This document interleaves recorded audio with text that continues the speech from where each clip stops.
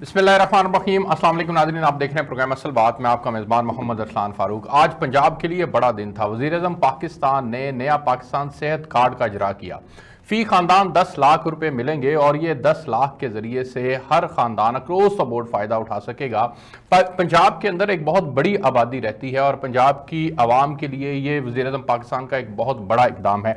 इसके ऊपर बात करेंगे और ख़ुसूसी तौर पर बात ये होगी कि वज़ीर-ए-आज़म पाकिस्तान जिस तरह से फरमा रहे हैं कि करप्शन कानून की हुक्मरानी ना होने की अलामत है, वो दीगर टीटीपी के लोगों से बात करने के लिए तैयार हैं, वो उन इंतहा पसंदों से बात करने के लिए तैयार हैं जो कौमी धारे के अंदर आकर अपने आप को इस रियासत के कानून के मुताबिक चलाना पसंद करते हैं। उनको तो इस धारे के अंदर शामिल किया जा सकता है, लेकिन करप्शन करने वालों को वो समझते हैं कि ये असल में बुनियाद है, ये जड़ है, तमाम मसाइल की बुनियाद ये करप्शन करने वाले लोग हैं।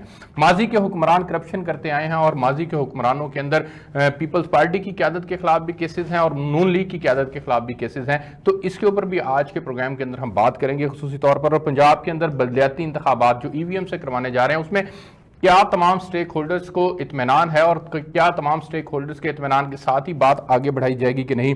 और अफगानिस्तान की जंग की भी बात होगी कि उसका क्रेडिट जो है वो हमें देने की बजाय हम पर डबल गेम का इल्ज़ाम लगाया जाता है। वज़ीर-ए-आज़म ने आज इसके ऊपर भी बात की। मैं बहुत मशकूर हूँ उज़मा कारदार साहिबा का, पाकिस्तान तहरीक इंसाफ से आपका ताल्लुक है, स्टूडियो में मेरे साथ मौजूद है। Thank you so much man, आपने प्रोग्राम में ज्वाइन किया। बैरिस्टर आमिर हसन साहब ने वीडियो लिंक पर मुझे ज्वाइन किया है, पाकिस्तान पीपल्स पार्टी के सीनियर रहनुमा है। बैरिस्टर साहब आपका बहुत शुक्रिया प्रोग्राम के अंदर ज्वाइन करने के लिए। निहाल हाशमी साहब पाकिस्तान मुस्लिम लीग नून के सीनियर रहनुमा हैं, उन्होंने वीडियो लिंक पर ज्वाइन किया, उनका बहुत शुक्रिया कि सर आपका थैंक यू सो मच कि आपने प्रोग्राम के अंदर ज्वाइन किया। मैं सबसे पहले बैरिस्टर साहब आपसे आगाज करना चाहूंगा। सर, नया पाकिस्तान सेहत कार्ड का इजरा हो गया है। 3 साल के बाद जो वज़ीर-ए-आज़म पाकिस्तान के इक़दामात थे उनके समरात आना शुरू हो गए हैं। पंजाब की तकरीबन 12 करोड़ की आबादी है और फी खानदान 10 लाख रुपए मिलेंगे। सर, इसको अप्रिशिएट करते हैं। आम आदमी को कम से कम सेहत के मामले के अंदर इन्होंने रिलीफ, एक बहुत बड़ा रिलीफ दिया है। सर, इमरान खान अपने दोस्तों को माफिया से फायदा पहुंचा रहे हैं। ये है वो मुनाफिकत जो शुरू हुई है। हेल्थ कार्ड की मुनाफिकत नहीं है, मुनाफिकत हेल्थ कार्ड से शुरू होगी और तालिबान तक जाएगी। ये तालिबान का हमदर्द और तालिबान का वकील अब कहता है कि अब तालिबान को हम मेन स्ट्रीम में लाएंगे, जिनके साथ हमारी मुकाबले के अंदर हजारों लोगों ने शहादतें दी हैं, जिन्होंने हमारी मस्जिदों और मंदिरों और इमाम बारगाहों को लहू रंग किया है। अब ये उन्हें इसके ऊपर भी डिटेल में आपसे बात करता हूं, आपका मौकफ लेता हूं। मैं निहाल हाशमी साहब के पास जाऊंगा। निहाल हाशमी साहब, आप बैरिस्टर आमिर हसन साहब की बात से एग्री करते हैं? क्या सरमायादार इससे फायदा उठाएगा, माफिया इससे फायदा उठाएगा और ये 10 लाख की इंश्योरेंस से आम आदमी को फायदा नहीं पहुंचेगा? आप इत्तेफाक करते हैं सर? बिस्मिल्लाहिर्रहमानिर्रहीम। मैं आमिर साहब की सारी बात से इत्तेफाक करता हूँ और एक कदम और आगे जाकर के बात करना चाहता हूँ कि जैसा आमिर ने कहा, ये शौकत खानम और इस जैसे जितने भी दोस्त हॉस्पिटल हैं उनको ये नवाजना चाहते हैं।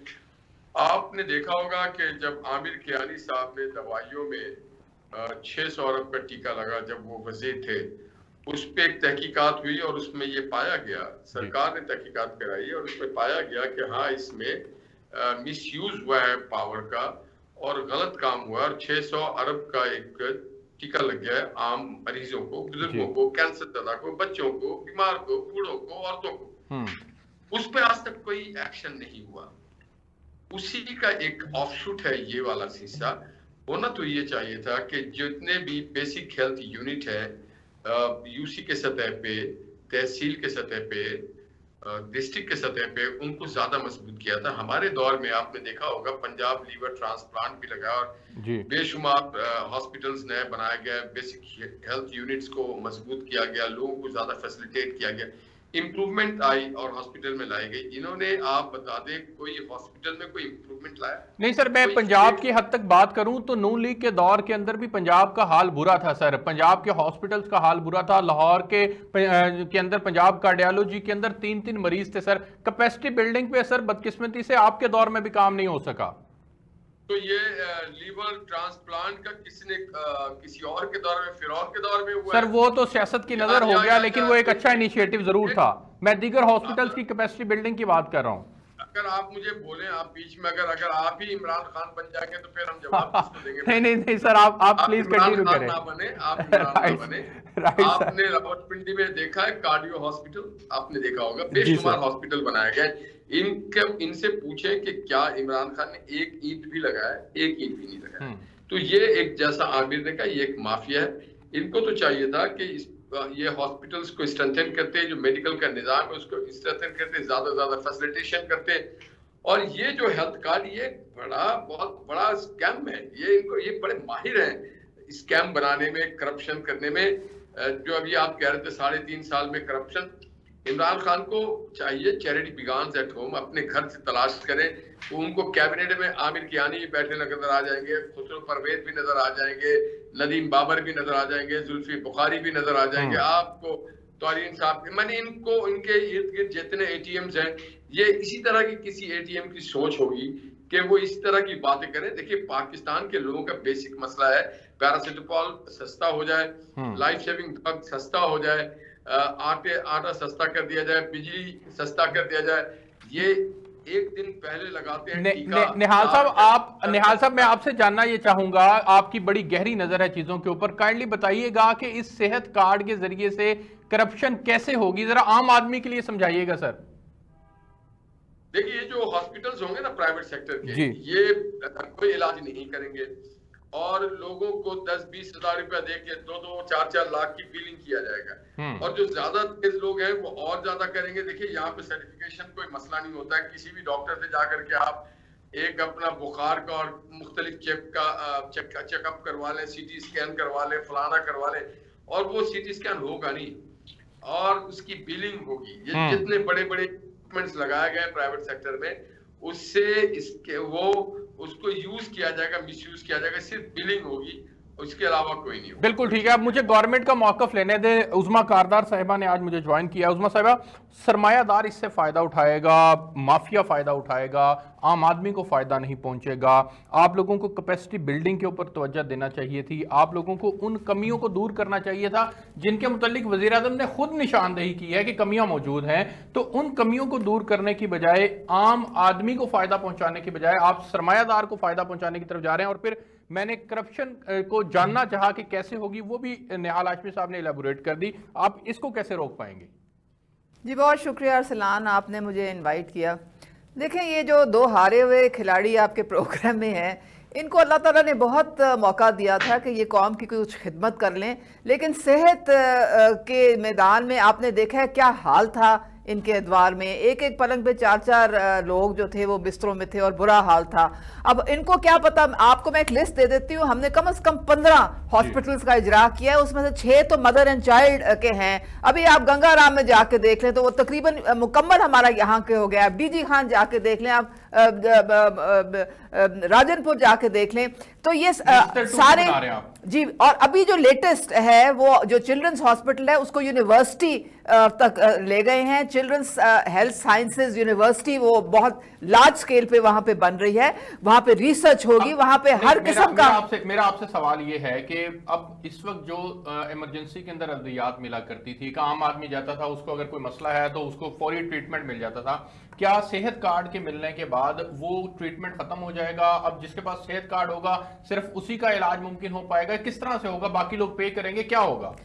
देखिए, एग्जीक्यूशन कैसे बात सारी ये है कि सरकारी अस्पतालों में इसलिए हमने लाजिम किया कि वहां पे अमीर भी जाके फ्री दवाइयां ले रहा था जिसका उसका हक बनता ही नहीं था। तो इसलिए एक एफिडेविट है, और जो पता है कि जो कमजोर है, जो हमारा जो गरीब तबका है, उसके लिए ये मुफ्त दवाइयां थी, ना कि अमीरों के लिए। अब जो सेहत कार्ड है वो 10 लाख का इलाज एक गरीब, आपको पता है जब एक घर में बीमारी आती है, लोगों के पास पैसा नहीं होता इलाज के लिए, उनको अपना घर बार दाव पे लगाना पड़ता है अपने प्यारों को बचाने के लिए। तो ये इतनी बड़ी फैसिलिटी जो कि KP में 100% मिल गई है लोगों को। अब पंजाब में भी 440 अरब अगले 3 साल में हुकूमत इस पे खर्च कर रही है। निहाल हाशमी साहब और बैरिस्टर आमिर हसन साहब निशानदेही कर रहे हैं कि अगर जैसे मिसाल के तौर पे कोई बड़ा प्राइवेट हॉस्पिटल है जो आपके पैनल पे मौजूद है, वहां पर इलाज करवाने के लिए जब जाते हैं तो वो 50,000 या लाख रुपए का बिल बनता है, लेकिन बना वो 3 लाख का बिल देते हैं। उसको आप कैसे रोक पाएंगे? वो आदमी तो इलाज करवा के चला गया, उसकी बिलिंग तो आपके हाथ में है फिर, या वो उस हॉस्पिटल के हाथ में है। देखें, ऐसी भी कोई बच्चों का खेल नहीं है। सारा इसका एक सिस्टम इवॉल्व किया गया है, उसके चेक्स एंड बैलेंसेस होंगे। ये कोई इस तरह नहीं है कि जो भी आप बिल दे दें उसकी वेरिफिकेशन की जाएगी। एक डिजिटल डाटा है जो कि हमारे पोर्टल्स में आएगा और उसके मुताबिक ये सारी, आपको पता है इसमें बहुत बड़ी बड़ी इंश्योरेंस कंपनीज हैं, जाहिर है उनका भी बहुत सारा सरमाया एट स्टेक होता है, उनकी भी मॉनिटरिंग होगी, हुकूमत की भी मॉनिटरिंग होगी। लेकिन ये सारा सिलसिला जो है ये चलेगा। अब इन लोगों को क्या खबर है? अब ये बैरिस्टर साहब हैं, इनको चाहिए जाके ये ऑपोजिशन बराए ऑपोजिशन करने के बजाय सिंध में भी जो सारे लोग रहते हैं उनके लिए भी ये सेहत कार्ड जाके दें, क्योंकि ये पंजाब की हुकूमत जो है ये उसका इनिशिएटिव है, केपी की हुकूमत का इनिशिएटिव है। के अंदर उन्होंने सेहत की जो सहूलियात दी हुई है, पंजाब उनसे कई गुना पीछे है। वहां पर कैंसर का फ्री इलाज हो रहा है, साइबर नाइफ की टेक्नोलॉजी वहां पर मौजूद है। वहां किसी को दिल का मसला बन जाए तो उसको 6-6 माह की टाइम नहीं दिया जाता। बैरिस्टर साहब, correct me if I am wrong sir. हमारे देखिए, ये बात आपने खुद कर दी। बात इतनी है कि ये अभी मोहतरमा जो तकरीर फरमा रही थी, ये एक नालायकों का टोला है और 3.5 साल गुफ्तार में ये बड़े चालाक और तेज तरार हैं। इनसे जितनी मर्जी बातें करवा लें, काम में ये निकम्मे और निखट्टू हैं। यही 3 साल के अंदर तबाही हुई है इस पाकिस्तान के अंदर।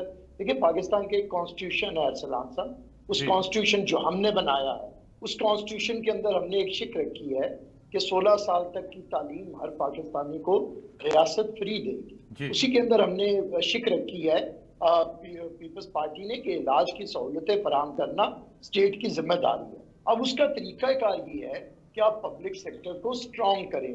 दुनिया भर में यही तरीका इलाज जो है वो बेहतर है। अगर आप ये करेंगे, देखिए, अगर इनकी मान ली जाती है कि ये तरीका इनका बड़ा ही जबरदस्त है, तो 10-10 लाख रुपया आप एक घर को देंगे। अब एक घर को अगर आपने 10 लाख रुपया दे दिया है तो पाकिस्तान के अंदर तो बेचारों को 2 वक्त की रोटी के लाले पड़े हैं। तो वो बात, वो 10 लाख रुपया 1 लाख में बेचेंगे मंथ, वो जाके बेचेंगे कि हमारे से हमें 1 लाख दो और 10 लाख तो कौन कैश करेगा उससे? वो 10 लाख में से 9 लाख कमाएगा शौकत खानम जैसा कोई हॉस्पिटल, और गरीब के हाथ में आएगा 1 लाख रुपया। और ये बैठे हैं जी हम ऐसे कर देंगे। आपको तो आज तक यही नहीं पता कि करना क्या है। आपने पाकिस्तान की इकोनॉमी की ग्रोथ को 5.8 से आप नेगेटिव में लेके गए हैं। आज आपका ट्रेड डेफिसिट क्या है? आज आपकी ज़राअत की हालात क्या है? मसाइल पाकिस्तान बिल्कुल ठीक है। मसाइल, मेरी बात सुने जी, आज ये आए थे करप्शन के नाम पे और इन्हें आदत है। आज ट्रांसपेरेंसी इंटरनेशनल कहता है पाकिस्तान की ये सबसे करप्ट हुकूमत है, और ऐसी करप्ट, ऐसी चिकनी चुपड़ी बातें करते हैं, बताते अपने आप को बड़े बदकिरदार हैं, और इनसे बड़ा बदकिरदार पाकिस्तान के अंदर क्या दुनिया में पैदा नहीं होगा। बिल्कुल ठीक है। बैरिस्टर साहब, आपका मौकफ आ गया सर, मुझे एक ब्रेक पे जाना है। लूटते हैं, भागते हैं। अद्वियात वाला भी भागा, ऑयल वाला भी भागा, शुगर वाला भी भागा, गंदुम वाला भी भागा, खरबों रुपया खा के ये फिर ईमानदार के ईमानदार। बिल्कुल ठीक है सर, मुझे एक ब्रेक पे जाना है। फिर सवाल यहीं पे जन्म लेता है कि हमने अदारे हमारे कमजोर रह गए, करप्शन की वजह से कमजोर रह गए। वजीर आज़म पाकिस्तान जिस तरफ इशारा कर रहे हैं कि अगर करप्शन होगी तो फिर कानून की हुक्मरानी नहीं होती, और कानून की हुक्मरानी ना होने की एक बुनियादी वजह करप्शन है। तो करप्शन की वजह से भी हमारे अदारे कमजोर हुए। एक ब्रेक लेता हूं जी, ब्रेक से वापस आता हूं तो फिर निहाल हाशमी साहब का इसके ऊपर मौकफ लेंगे। मेरे साथ रहिएगा।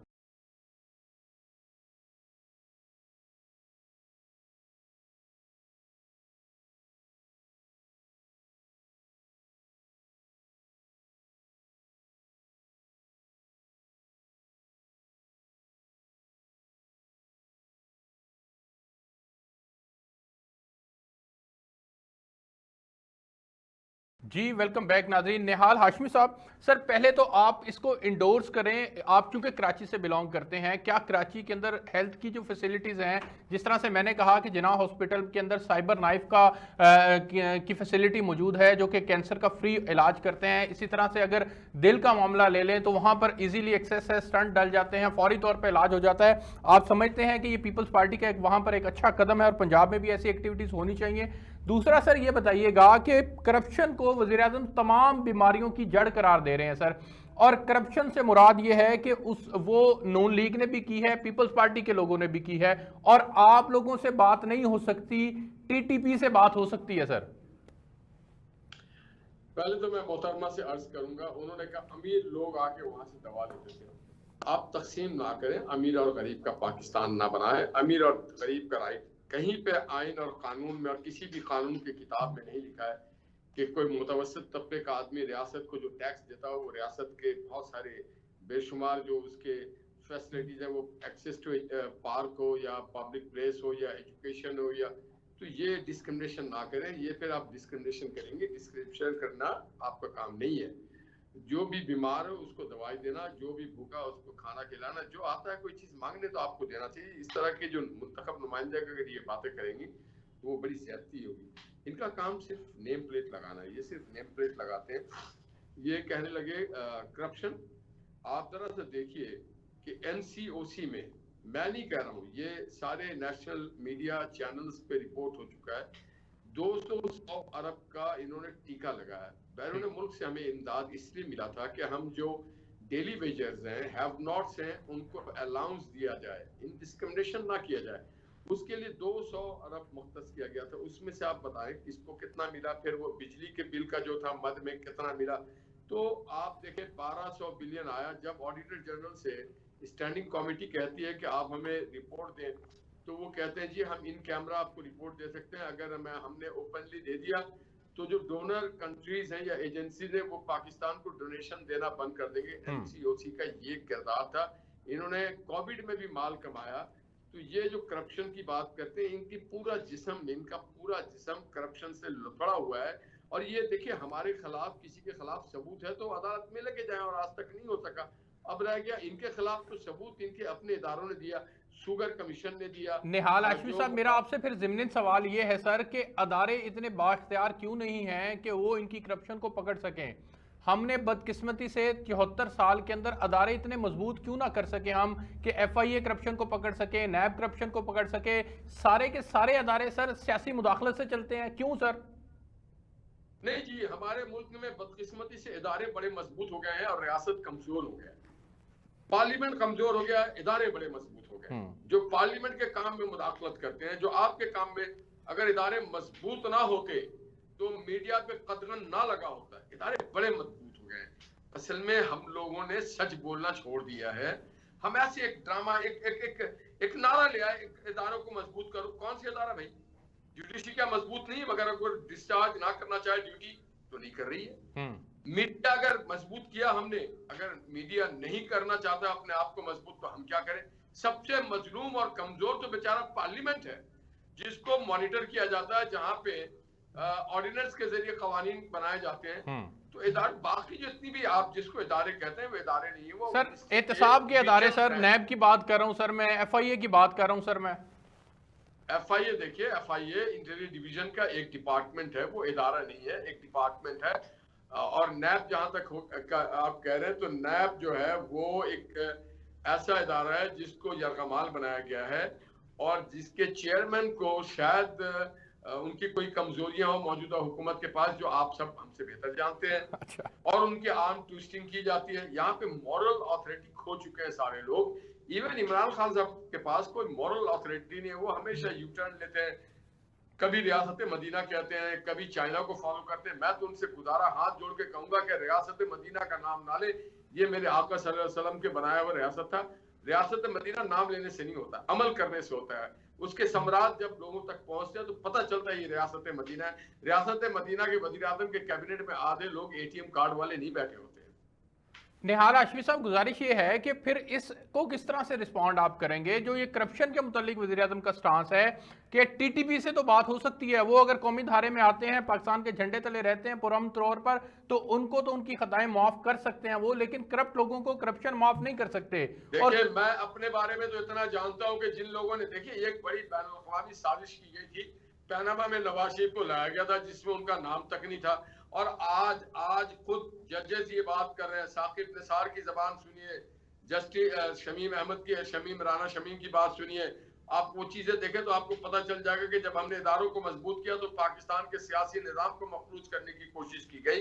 करप्शन, इंग्लैंड की अदालत ने मलक रियाज पे तो फाइन किया है, मगर हसन नवाज पे नहीं किया, क्योंकि हसन नवाज की जो भी वहां पे उन्होंने जो डॉक्यूमेंट दिखाया उसमें कोई करप्शन के पैसे नहीं थे।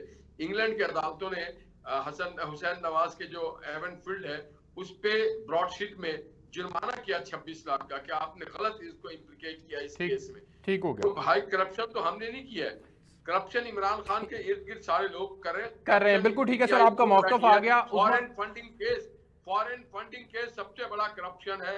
ये भी एक करप्शन है कि मैं साइकिल पे चलूंगा, हेलीकॉप्टर पे चल रहे हैं, ये भी एक करप्शन है। ठीक हो गया सर, ठीक हो गया सर। आप और पूरे शहर को आप बंद कर देते, आपका मौका। एक करप्शन है कि आप झूठ बोलते हैं लोगों से और महंगाई करके लाते हैं। ये भी एक करप्शन है कि मैं नहीं जाऊंगा IMF के पास और आप चले जाते हैं। बिल्कुल ठीक है सर, आपका मौक़िफ़ आ गया सर। उज़मा साहिबा के पास मुझे जाने दें। मॉरल करप्शन भी करप्शन की एक किस्म है, लेकिन इसके अलावा फाइनेंशियल करप्शन भी आपके लोग कर रहे हैं, इसी वजह से उनको छोड़ना पड़ता है, 2-3 माह रहते हैं फिर वो उनको निकाल दिया जाता है। आप लोग क्यों एक स्टांस नहीं लेते, मौक़िफ़ एक क्यों नहीं अपनाते? अदारों को मजबूत करना था, इतना तो इंडिपेंडेंट कर दें अदारों को कि अगर आपके अंदर से कहीं करप्शन हो रही है तो उसको वो अदारे पकड़ सकें, कम से कम उसको इन्वेस्टिगेट कर सकें। ये भी नहीं हो पा रहा नए पाकिस्तान में। अरसलान, अदारों का तो ये भट्टा बिठा के गए थे, तबाह करके गए थे। कैलिग्री फंड आपको याद है, SECP चाहे वो FBR हो, कमर जमान का चाहे वो नैब, जेब में इन्होंने रखे हुए थे सारे इदारे। उनको ठीक करते करते जो है वो हमें टाइम लग रहा है। हमारा तो एजेंडे पे टॉप पे था कि हमने इदारों को मजबूत करना है, और आज जब नैब मजबूत है तो इनकी चीखें निकल रही हैं। ये सब कहते हैं जी हमें NRO दे दें, हमें कोई पूछे ना कि हमने पीछे अदवार में क्या किया है, हमने कितने 300 अरब हम मनी लॉन्डर करके बाहर। निहाल साहब, थोड़ा इत्मीनान रखें, थोड़ा इत्मीनान रखें। मैंने आपको डिस्टर्ब नहीं किया, तो थोड़ा सा मैं आई अप्रिशिएट अगर आप मेरी बात पूरी सुन लें। तो बात सारी ये है कि प्राइम मिनिस्टर इमरान खान तो अक्रॉस द बोर्ड अकाउंटेबिलिटी में बिलीव करते हैं, और जहां जिन्होंने बात की दवाइयों की, आमिर कियानी को रिजाइन करना पड़ा।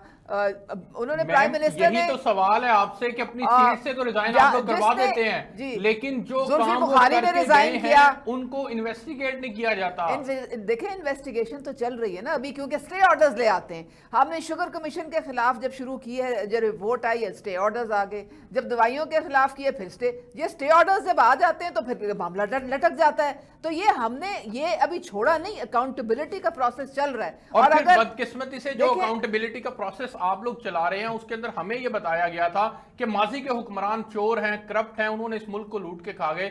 सवाल ये है कि आपने उनसे रिकवर क्या किया है? 3.5 साल गुजर गए हैं, 1 रुपए की रिकवरी साबित नहीं हो सकी अभी तक। अभी सारे देखें बेल पे बाहर आ जाते हैं, इनको एक लूप होल मिला हुआ है कानून में कि जी आप बेल पे आप बाहर आ जाएं। इसका मतलब ये नहीं है कि वो केसेस खत्म हो गए या बंद हो गए, वो केसेस तो चल रहे हैं और अपने मंतकी अंजाम को वो पहुंचेंगे, लेकिन इसमें हमें टाइम लग रहा है। गुजारिश ये है कि करप्शन होती है, या वो हुई है या वो नहीं हुई। ये अगर वो करप्शन हुई है तो उसको पकड़ना, उसको इन्वेस्टिगेट करना कौन सा मुश्किल काम है? हम इस वक्त डील कर रहे हैं बाहर के मुल्कों में जहां मनी लॉन्डर करके पैसा गया है, हम फेक अकाउंट्स के साथ डील कर रहे हैं। जब बाहर की हुकूमतें भी बीच में हैं, उनके रूल्स और रेगुलेशंस होते हैं, उनके साथ भी हमारे मुज़ाकरात चल रहे हैं। ये बदकिस्मती नहीं है कि शुगर स्कैंडल कितना बड़ा स्कैंडल था। जहांगीर तरीन साहब एक पूरा, क्या उनको माफिया ना कहा जाए, तो कि वो पूरी पंजाब असेंबली लेकर पूरी पंजाब असेंबली लेकर पैसा भुगता करते थे, अपने इजलास बुलाया करते थे। आप लोगों ने उनको बाकायदा तौर पर NRO दिया। क्या ये बदकिस्मती नहीं है? इतने फाइन्स हुए, 40 अरब की रिकवरीज हुई हैं शुगर फैक्ट्री मालिकान की तरफ से, और नैब ने हमारे 780 अरब जाहिर कर रहे हैं, 780 इससे कोई अरब परवाह की नैब ने 780 अरब की रिकवरी की है। बाय द वे, आप जो कह रहे हैं ना रिकवरी नहीं हुई, रिकवरी हो रही है आहिस्ता आहिस्ता, लेकिन अभी मजीद, और क्योंकि बहुत सारा, ये तो देखें, ये वो पैसा है जो बाहर चला गया, जो हमारी लोगों की वेलफेयर पे लगना चाहिए था, इससे हमारी इंडस्ट्री लगनी चाहिए थी, इससे लोगों को जॉब्स मिलनी चाहिए थी, लेकिन सारा पैसा जो है वो बाहर चला गया। अब हमने कवानीन ऐसे बनाए हैं कि हमने स्ट्रिक्ट मनी लॉन्ड्रिंग, अगर आप देखें तो अब बहुत कम हो गई है हमारे मुल्क में, अल्हम्दुलिल्लाह वो सारी चीजें कंट्रोल में आ गई हैं, और आहिस्ता आहिस्ता आप कैसे कह रही हैं? डॉलर की उड़ान देखिए आपने, क्या किधर से किधर चला गया डॉलर। आर्टिफिशियली अपने रुपये आपके अपने वजीर खजाना कह रहे हैं कि डॉलर बाहर जा रहा है, आपके अपने वजीर खजाना कह रहे हैं कि अफगानिस्तान जा रहा है। वो अफगानिस्तान स्मगलिंग को रोकने के लिए हमने पूरी इस वक्त फेंसिंग हो गई है, पूरे वहां पे जो है मॉनिटरिंग हो रही है, वहां पे कंट्रोल्स लगा दिए गए हैं, ताकि अब ये चीजें जो हैं इनको, ये कह रहे थे ग्रोथ नेगेटिव, हमारी तो ग्रोथ अभी 4% है, और पूरे दुनिया ने सराहा है और वो 5.6% से आप माइनस पे लेके आए हैं। माइनस में बिल्कुल हमारी नहीं गई, हमारी इस वक्त भी 4% ग्रोथ रेट है।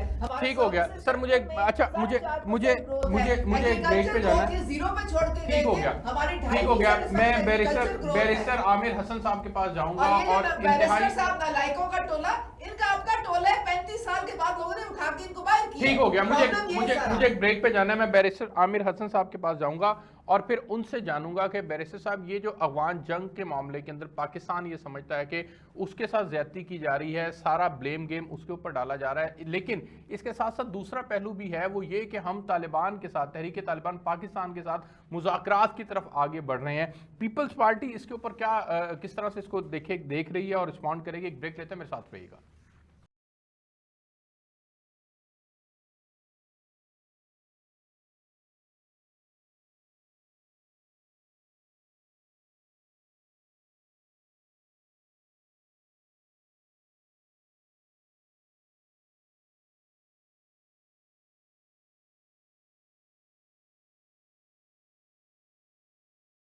जी वेलकम बैक नाजरीन। बैरिस्टर आमिर हसन साहब, सर एक तो इसको रिस्पॉन्ड कीजिएगा, टीटीपी के साथ जो हम मुज़ाकरात की तरफ बढ़ रहे हैं, एक चीज़। दूसरी सर ये कि वज़ीर आज़म पाकिस्तान ने आज अपने खदशात का एक बार फिर इजहार किया, अमेरिका के साथ आपके ताल्लुकात अच्छे नहीं हो पा रहे, जो बाइडन आपके साथ ऑन कॉल पे नहीं आ पा रहे और ताल्लुकात उस तरह से बिल्ड नहीं हो पा रहे। दूसरी तरफ प्राइम मिनिस्टर ये कह रहे हैं कि जी इसकी वजह ये है क्योंकि अमेरिका हमें जिम्मेदार समझता है कि हमने डबल गेम की है। सर क्या पाकिस्तान ने अपना माजी के अंदर एक गलत मौक़िफ़ अपनाया था जिस बुनियाद के ऊपर आज पाकिस्तान इन सारे सर्कमस्टांसेस को भुगत रहा है? देखिए, पाकिस्तान ने मौक़िफ़ क्या अपनाया था, अगर रियासत के अंदर हुकूमतें सिलेक्टेड लोगों को, लाडलों को और नायलों को दी जाएं, तो फिर पिछले 30-40 साल के अंदर जो खमियाजा पाकिस्तान की रियासत ने कमाया है वो आपके सामने है, और जो खमियाजा भुगतना पड़ रहा है। मैं समझता हूँ कि आज के हुक्मरान तो ऐसे हैं जिन्हें घर के अंदर ताल्लुकात ठीक रखना नहीं आते। आप उनसे तवक्को लगाए बैठे हैं कि वो आलमी दुनिया में ताल्लुकात अच्छे बनाएंगे। ये तो फिर आप दीवाने का एक ख्वाब है, देखते जाएं। देखिए, जो टीटीपी के बारे में मुज़ाकरात की बात है, ये इनका मैंडेट ही नहीं है। ये रियासत ने फैसला किया था, नेशनल एक्शन प्लान बना था और पार्लियामेंट ने मुत्तफ़िका तौर पे फैसला किया था, जिसके अंदर तमाम रियासत के इदारे मौजूद थे। और उससे पहले मोहतरमा बेनज़ीर भुट्टो शहीद ने जब स्टांस लिया था और रियासत का मौक़िफ़ तब्दील किया था, जिस मुनाफिकाना रवैये की वजह से रियासत ऐसे लोगों को पालती थी, और मोहतरमा ने कहा था कि पाकिस्तान का झंडा स्वात में कौन लहराएगा, मैं लहराऊंगी, आप लहराएंगे।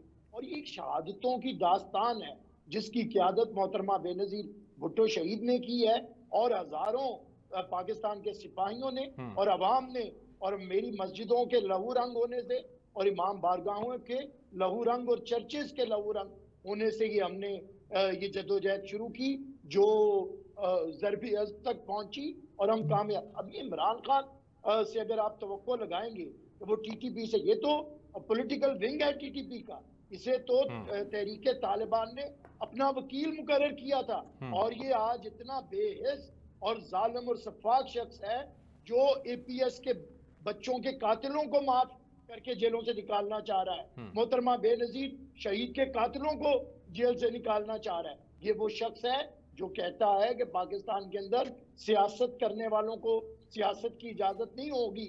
हाँ, जो दहशत गर्दी करते रहे हैं उन्हें मैं सियासत की इजाजत दूंगा, कभी एक जमात को, कभी दूसरी जमात को। बैरिस्टर साहब, क्या कौमी धारे के अंदर वापस आने वालों के लिए आम माफी नहीं होनी चाहिए?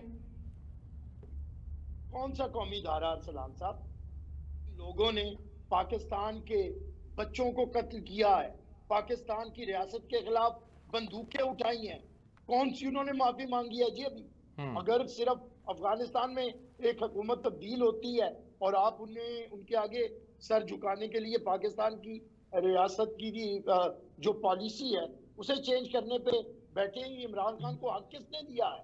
इमरान खान ये इशू पार्लियामान में लेके आए, इमरान खान इस इशू पे रेफरेंडम करवाए। क्या कौम चाहती है कि टीटीपी को माफ किया जाए? अब कौम इतनी इंतजार में है कि तहरीके तालिबान को कौमी धारे में लाके उनसे आप सियासत करवा लें। अच्छा बैरिस्टर साहब, इस पे भी अपना मौक़िफ़ दीजिएगा। निकाल रहे हैं और दहशतगर्दों को कौमी धारे में लेके आ रहा है, इतना निकम्मा और इस तरह का मैं क्या कहूं ज़हन को। बैरिस्टर साहब, इस पे भी अपना मौक़िफ़ दीजिएगा कि जो हमारे अमेरिका के साथ ताल्लुकात अच्छे नहीं बन पा रहे, जो अफगानिस्तान के सिनेरियो में वो हमें जिम्मेदार समझते हैं अपनी शिकस्त का, आप समझते हैं कि माजी के अंदर रियासत ने एक गलत फैसला किया था, या रियासत अब सूरत हाल को कंट्रोल करने में नाकाम है और ताल्लुकात को बेहतर करने में, उस्तवार करने में और अपना मौक़िफ़ जानदार किस्म का बयान करने के अंदर वो नाकाम है? रियासत नाकाम है अपना मौक़िफ़ बयान करने में। जब रियासत तगड़ी थी, जब पाकिस्तान पीपल्स पार्टी की हुकूमत थी, तो हिलरी क्लिंटन ने, जो सेक्रेटरी ऑफ स्टेट थी यूएस की, उसने आके यहाँ पे एडमिट किया था, स्टेटमेंट दी थी कि अमेरिका ने हमेशा ज्यादती की है पाकिस्तान के साथ, अपनी जंग लड़ी है और मुसीबत में छोड़ के चले जाते हैं। और आज आपको वहां का प्रेसिडेंट क्या, आपको वहां का सेक्रेटरी ऑफ स्टेट क्या, अंडर सेक्रेटरी ऑफ स्टेट भी टेलीफोन करना गवारा नहीं करता। ये आपकी औकात है?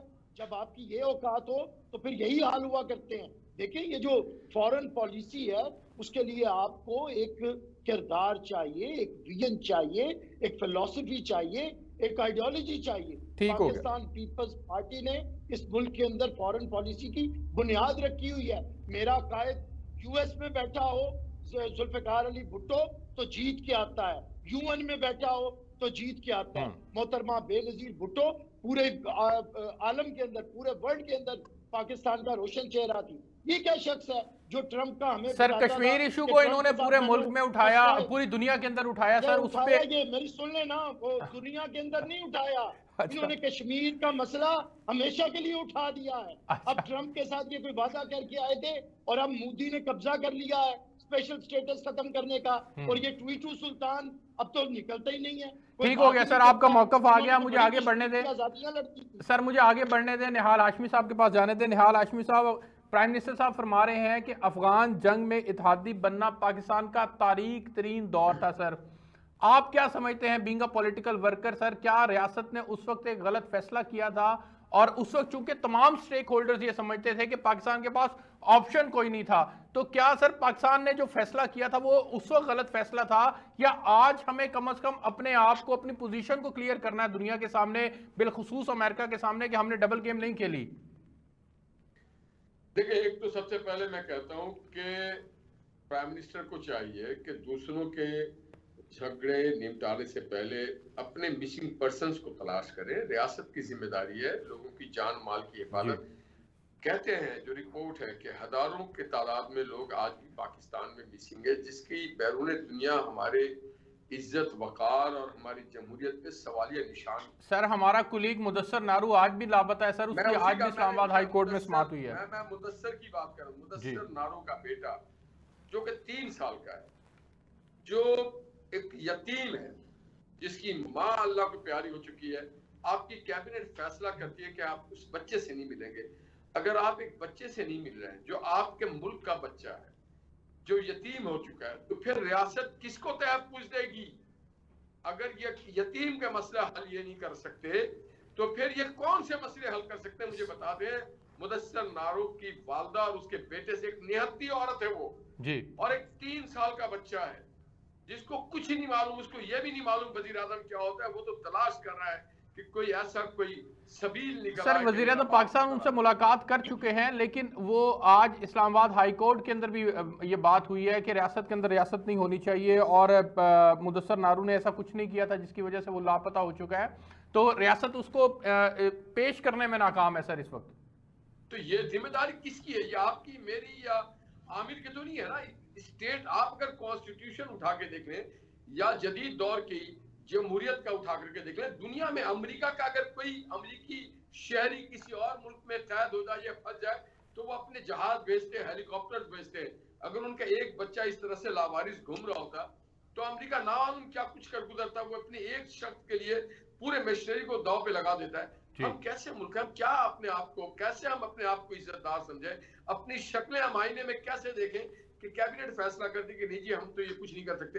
तो फिर आप जो बातें कर रहे हैं, जो इतना हम खर्च कर रहे हैं, तो वो कहाँ, किस किस सिमत में जा रहा है? और जो आमिर ने कहा कि हमने नेशनल एक्शन प्लान बनाया था, मुश्तरका था, वो किसी पार्टी का नहीं था। सारे पार्टी बैठ करके नेशनल एक्शन प्लान बनाते हैं और उसको आपने पर से पुश डाल लिया, सिर्फ इसलिए कि उसमें नवाज शरीफ पे हेड कर रहे हैं, आसिफ जरदारी भी हैं, इवन इमरान खान को भी उसमें दावत दी गई थी, इमरान खान भी थे। तो ये आमिर ने जैसे कहा, जो अपने घर में जिसकी इज्जत नहीं है और दूसरों की इज्जत नहीं कर सकते, तो ना उनकी बाहर इज्जत है, ना मोदी फोन उठाता है, ना बाइडेन उठाता है, और फिर क्या, मैंने इस पर क्या बात की जाए? और जहां तक रह गया, हमें सर अफगान इशू के ऊपर बात कीजिएगा सर, कि डबल गेम का जो हम पर इल्जाम लगा सर, आप समझते हैं कि पाकिस्तान को दुनिया भर के अंदर जाकर अपनी कुर्बानियों को बताने की जरूरत है, अमेरिका को कन्विंस करने की जरूरत है कि हमने कुर्बानियां दी हैं, हमारा अरबों डॉलर का नुकसान हुआ है सर, वो करने की बजाय हम अगर बैकफुट पे चले जाएंगे तो मसाइल तो और जन्म लेंगे, बात बढ़ेगी कैसे सर आगे? देखिए जी, action is louder than the statement. बात यह है कि हमारा पड़ोसी मुल्क है, हमें हर हाल में मुसलमान बरादर है, ख्याल रखना है। मगर जो मुशर्रफ साहब ने जो कुछ अमेरिका के साथ अंडरस्टैंडिंग की, ये किसी जमहूरी हुकूमत में के दौर में नहीं हुआ था। अफगानिस्तान में इन्वेजन हो रहा हो और पूरे दुनिया की अफवाह आके बैठ जाती हो और आपने अपने एयरपोर्ट दे दिए, हवाई अड्डे दे दिए, किससे पूछ के देखा दिए? आप हमसे क्यों पूछ रहे हैं ये सवालात? ये सवालात उस वक्त के हुक्मरानों से पूछे जिन्होंने लॉजिस्टिक सपोर्ट दिया, जिन्होंने पिच गए अमेरिका के आगे, आप उनसे पूछे। हमने पॉलिसी नहीं बनाई थी। हमारे ऊपर जब भी कोई वक्त आता है तो हम पार्लियामेंट में उस इश्यू को लेके जाते हैं, पार्लियामेंट में डिस्कशन किया जाता है, जो चुनिंदा नुमाइंदे होते हैं पूरे मुल्क को, उस पे बात की जाती है। वहां तो बात नहीं की गई। एक फर्द वाहिद ने फैसला कर लिया। बिल्कुल ठीक है, फर्द वाहिद ने फैसला कर दिया। सर गवर्नमेंट के पास मुझे जाने दें, उज़मा साहिबा टीटीपी के पॉलिटिकल विंग है, टीटीपी के वकील हैं आप, जिन्होंने एपीएस के बच्चों को मारा उनको आप माफ़ी देने की बात करती हैं, बीबी शहीद के को जिन्होंने शहीद किया उनको माफ़ी देने की बात की जा रही है, और फिर उस वक्त एक रियासत ने फैसला किया था, वो हो गया, माजी हो गया वो। लेकिन आज आपने जो किरदार अदा करना था कि आप एक कंसेंसस डेवलप करते, पार्लियामेंट का मुश्तरका इजलास बुलाया जाता जिसके अंदर तमाम पॉलिटिकल पार्टीज एक कंसेंसस के साथ एक फॉरेन पॉलिसी को मुरतब करते और फिर दुनिया भर के अंदर उसको उजागर किया जाता डेलीगेशंस के जरिए से। आपने किरदार कुछ और अदा करना था, आप बैकफुट पे चले गए और बाइडेन की कॉल का इंतजार कर रहे हैं। अरसलान, पहले तो मैं आपके दोनों मेहमान जो है ना, उनकी बातें सुन के मुझे बड़ा अफसोस भी होता है। देखें, पॉलिटिकल डिफरेंसेस अपनी जगह होते हैं, लेकिन जहां पाकिस्तान का नेशनल इंटरेस्ट है वहां तो खुदारा हमें इकट्ठे खड़ा होना चाहिए। ये जो आप बात करते हैं कि जी अमेरिका ने ये कहा और वो कहा, बात सारी ये है कि उनको एक आंख नहीं भाता कि हमारा अच्छे रिलेशनशिप है चाइना के साथ, या हमारे जो आपस में एक जो सिलसिला है वो रशिया के साथ भी है, और हम बाकी अपने खित्ते में जो हमारे हमसाए हैं उनके साथ भी, जिसमें ईरान भी शामिल है, हम अच्छे ताल्लुकात में बिलीव करते हैं। हम यूएस के साथ भी अच्छे ताल्लुकात में बिलीव करते हैं। कर रहा हूं मैम कि पार्लियामेंट का मुश्तरका इजलास बुलाएं, पार्लियामानी पार्टीज फैसला करें, मुझे जरा मौका दें ना प्लीज जी। देखिए, नेशनल एक्शन प्लान क्या था? उसमें सारे फरीक शामिल थे, उसमें आपके तमाम पॉलिटिकल पार्टीज, उसमें तमाम आपके इदारे, हर कोई था, और हम उस नेशनल एक्शन प्लान को फॉलो करें। आपने टीटीपी की जो बात की, फतेह मक्का जब हुई थी तो क्यों नबी पाक सल्लल्लाहु अलैहि वसल्लम ने आम जो है माफ़ी का ऐलान किया था? वो भी कह सकते थे कि पकड़ के सबको सर गर्दन से उतार दो। क्यों ये सारी मुज़ाकरात बैठ के यूएस ने तालिबान के साथ दोहा में किए थे? देखिए, आखिर में जो military solution is not the solution, आखिर में मेज पे लाना पड़ता है। और मैं आपको बता दूं, बिल्कुल पता है कि कितनी कुर्बानियां, लेकिन इस वक्त मेरी बात मुकम्मल होने दें। मेरी बात मुकम्मल, प्लीज समझ लें, इसमें बड़ी गहरी बात है कि जो आपके जो टीटीपी है वो इस वक्त गिरे हुए हैं, वो इस वक्त शिकस्त खुर्दा हैं, ज़रबे अज़ब और रद्दुल फसाद में वो ख़त्म हो चुके हैं। हमारा जो वज़ीरिस्तान है वो केपी में अब मर्ज हो गया है। अगर ये रियासत के सामने हथियार नहीं डालेंगे, अगर ये रियासत को, हमारी कॉन्स्टिट्यूशन को नहीं मानेंगे, तो उनकी कोई माफी तलाफी नहीं है। तो ये ना समझे कि रियासत जो है वो कमजोर है।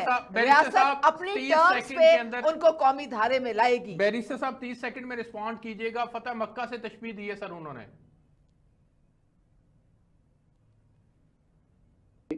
दावेदारों की सूरत में ये जो जोकर आए हैं, कुरान के अंदर सबसे बड़ा जो जुर्म है वो फसाद फिल अर्ज है और उसकी कोई माफी नहीं है। और फसाद फिल अर्ज किसने फैलाया है? आज ये फसाद फिल अर्ज की माफी दे के और नाम लेते हैं रियासत मदीना का, जिन्होंने पाकिस्तान के बच्चों को कत्ल किया है, पाकिस्तान के मजहबी तबका। ठीक हो गया सर, ठीक हो गया सर। जिंदा याद है आपको जिसने जिगर खाया था हज़रत हमजा का? वो याद है आपको? ये तालिबान उसके साथ क्या मामला किया गया था? बैठे हुए हैं मुल्क के ऊपर। मैं बताऊं, ये तालिबान के रूप में दहशतगर्द बैठा हुआ है इमरान खान, और इसके होते हुए मुल्क ठीक नहीं हो सकता। सर ठीक हो गया, आपका मौकफ आ गया, मेरे पास वक्त खत्म हो गया है। आपका बहुत शुक्रिया निहाल हाशमी साहब, आपका बहुत शुक्रिया। बैरिस्टर साहब आपका शुक्रिया। Thank you so much. नाज़रीन, आपने प्रोग्राम देखा। अब तक के लिए इतना ही। आपसे कल एक नए मौजू के साथ मुलाकात होगी। मुझे इजाज़त दीजिए। अल्लाह हाफिज़।